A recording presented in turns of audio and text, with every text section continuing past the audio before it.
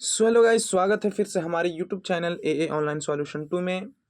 तो आज की यह वीडियो आप लोगों के लिए धमाकेदार होने वाली है, क्योंकि मैं लेकर के आया हूं बिहार डीएलएड एंट्रेंस एग्ज़ाम 2025 के लिए मोस्ट वीवीआई ऑब्जेक्टिव क्वेश्चन। तो हमारे साथ पूरी वीडियो में बने रहें, वीडियो स्किप ना करें और पूरी वीडियो को वॉच करें बिना स्किप किए हुए।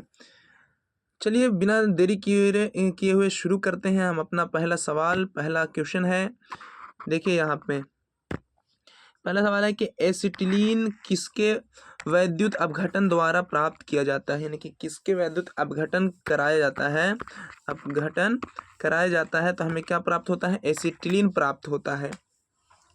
तो ये जो है किसके, तो सोडियम फ्यूमरेट के अपघटन द्वारा हमें क्या प्राप्त होता है, एसिटिलीन प्राप्त होता है। तो बी ऑप्शन बिल्कुल सही हो जाएगा।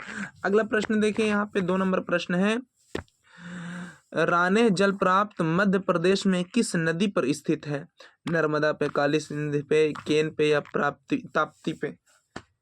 तो क्या हो जाएगा, सी ऑप्शन बिल्कुल सही हो जाएगा, केन नदी पे। अगला प्रश्न देखिए, यहाँ पे 3 नंबर प्रश्न है कि निम्नलिखित में से किसका ऑक्साइड लाल लिटमस को नीला कर देगा। किसका ऑक्साइड जो है लाल लिटमस को क्या कर देगा, नीला कर देगा। मैग्नीशियम का, फास्फोरस का, सल्फर का या कार्बन का। तो क्या हो जाएगा, ए ऑप्शन बिल्कुल सही हो जाएगा। मैग्नीशियम का जो है ऑक्साइड क्या लाल लिटमस पत्रों को नीला कर देगा। अगला प्रश्न देखिए, 4 नंबर प्रश्न है कि इलेक्ट्रॉन वोल्ट किसकी इकाई है।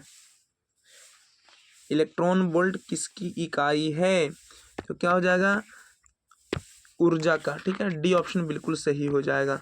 अगला प्रश्न देखिए, यहाँ पे 5 नंबर प्रश्न है, ऊष्मागतिकीय रूप से कार्बन का सबसे अस्थायी रूप कौन सा है।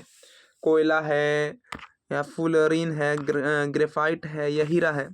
तो ग्रेफाइट जो है क्या होता है, ऊष्मागतिकीय रूप से कार्बन का सबसे अस्थायी रूप होता है ग्रेफाइट। तो सी ऑप्शन बिल्कुल सही हो जाएगा। अगला प्रश्न देखिए, यहाँ पे इमाइलेज को डॉट डॉट के नाम से भी जाना जाता है, यानी कि इमाइलेज को और किस नाम से जाना जाता है बताइए, 6 नंबर। तो ये जो है टाइलिन के नाम से क्या इमाइलेज को जाना जाता है। तो बी ऑप्शन बिल्कुल सही हो जाएगा। अगला प्रश्न देखिए, यहाँ पे 7 नंबर प्रश्न है कि प्लास्टर ऑफ पेरिस का रासायनिक नाम है। प्लास्टर ऑफ पेरिस का रासायनिक नाम, तो क्या हो जाएगा, कैल्शियम सल्फेट हाइड्रेट। ठीक है, सी ऑप्शन बिल्कुल सही हो जाएगा। अगला प्रश्न देखिए, यहाँ पे 8 नंबर प्रश्न है कि डॉट डॉट डॉट डॉट तब प्राप्त होती है जब गोली को ऊपर की ओर ऊर्ध्वाधर रूप से दागा जाता है, यानी कि क्या क्या 8 का डी हो जाएगा, स्थितिज ऊर्जा। ठीक है, कब प्राप्त होती है, जब गोली को सीधा ऊपर की ओर करके दागा जाता है। तो यहाँ पर डी ऑप्शन बिल्कुल सही हो जाएगा। अगला प्रश्न देखिए, यहाँ पे 9 नंबर कि डैश को इंगित करने के लिए विद्युत दाब एक दूसरा शब्द है। 9 नंबर, तो क्या हो जाएगा, सी विभवांतर को इंगित करने के लिए विद्युत दाब एक दूसरा शब्द है। अगला प्रश्न देखिए, यहाँ पे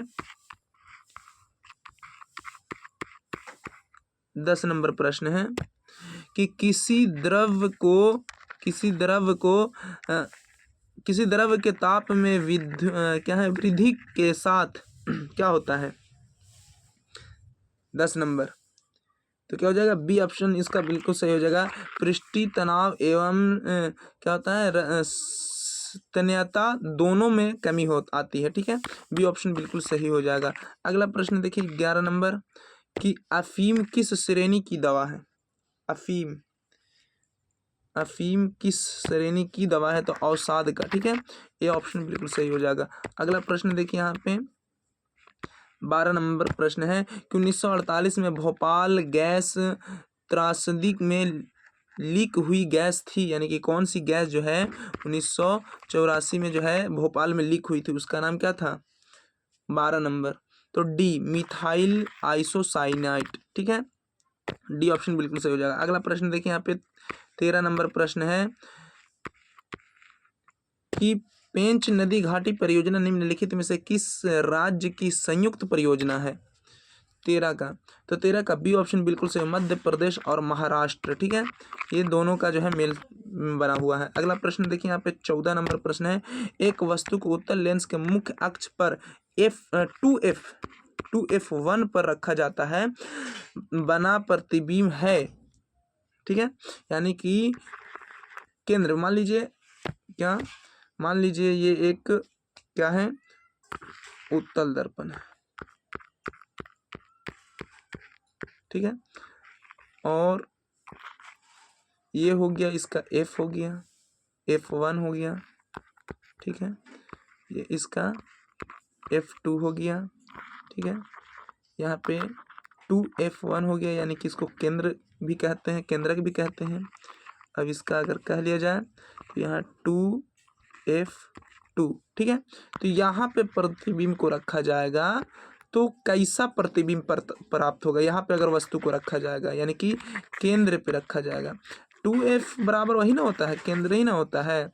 ठीक है, तो कैसा प्राप्त होगा 14 नंबर, तो डी वास्तविक और समान आकार का एकदम प्राप्त होगा। ठीक है, वास्तविक और सीधा क्या क्या सीधा और समान आकार का। ठीक है, अगला प्रश्न देखिए आप 15 नंबर,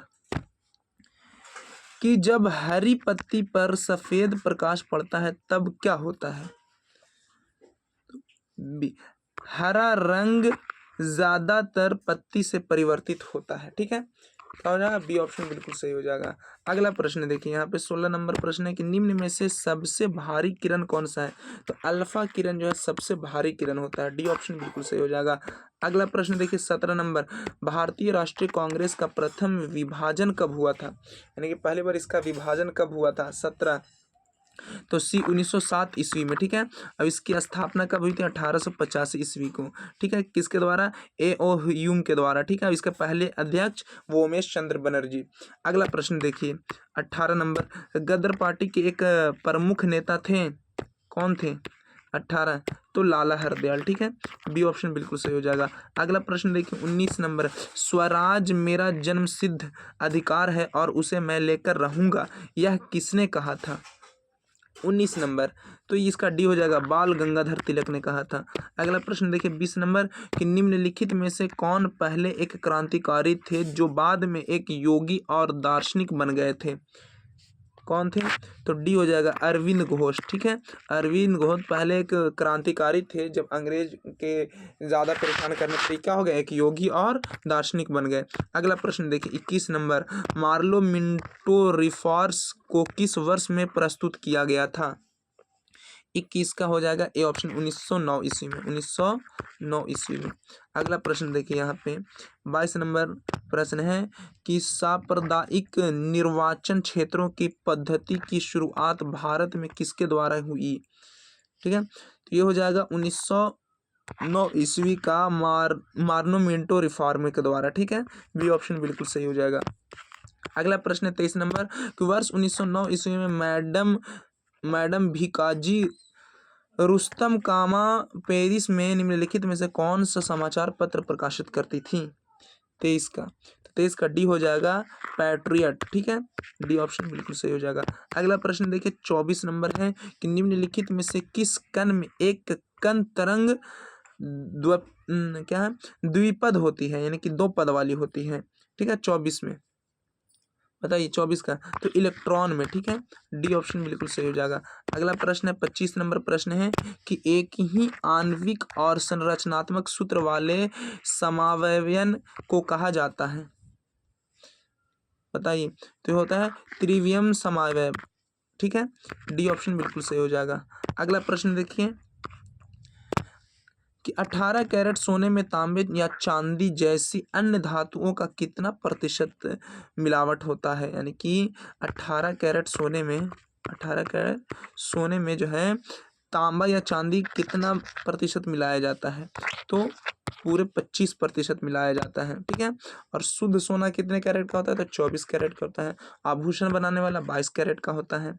ठीक है, अगला प्रश्न देखिए यहाँ पे 27 नंबर, निम्नलिखित में से किस घर्षण में स्वयं समायोजी बल है, 27 नंबर, तो 27 का बी ऑप्शन बिल्कुल सही होगा, स्थैतिक घर्षण। ठीक है, अगला प्रश्न देखिए 28 नंबर है कि धोवन सोडे, यहाँ पे धोवन कर लीजिए, धोवन सोडे का सामान्य नाम है तो सोडियम कार्बोनेट। ठीक है, और खाने वाला सोडे को क्या कहते हैं, सोडियम बाइकार्बोनेट। अगला प्रश्न है 29 नंबर, निम्नलिखित में से किसे मिश्रित ग्रंथि के रूप में जाना जाता है, तो अग्नाशय को मिश्रित ग्रंथि के नाम से जाना जाता है। अगला प्रश्न देखिए कि भारत में रबी फसल का मौसम डॉट डॉट तक रहता है, कब, तो अक्टूबर से मार्च तक। बी ऑप्शन बिल्कुल सही हो जाएगा। आप लोग जो है कमेंट में बताइए 30 में कितना सही किए हैं, और चैनल पे नए तो चैनल को सब्सक्राइब करके ही जाइएगा। वीडियो को लाइक कर दीजिए, मिलते हैं नेक्स्ट वीडियो में।